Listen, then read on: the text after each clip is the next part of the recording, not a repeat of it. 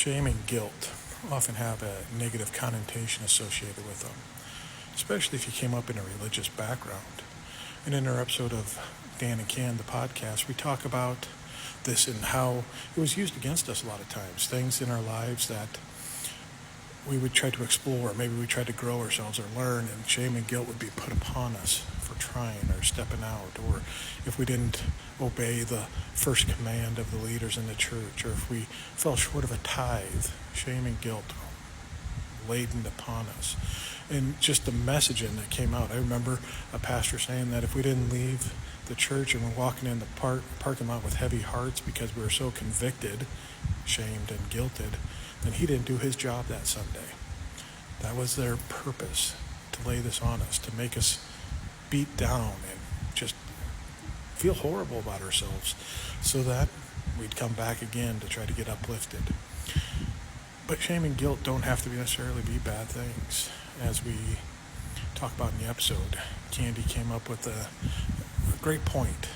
Shame and guilt can be a positive tool in our lives. And an example that she would espouse would be, she was curious in her childhood, a very curious little girl.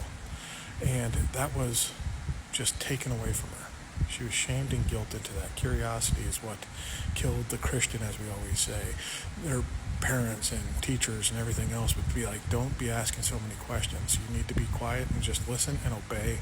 Everything will be given to you. But shame and guilt stir up curiosity in us. Why? Why did we do this? Why did I act this way? Why did I say that? Why did I do whatever I did? And that curiosity can help us grow as individuals, because for the most part, I think everyone wants to be the best person that we possibly can. And we can use examples where we fall short and fall to our humanness and hurt and harm people unintentionally, but we can use that and explore that and be curious about why that happened in our lives. Why did I react that way? Why did I explode? Why did I say that? And learn how to then explore to figure out how to fix that in the future so we don't do it again and don't cause that harm. So when curiosity and guilt is used by others to inflict motives on individuals, it's an evil thing.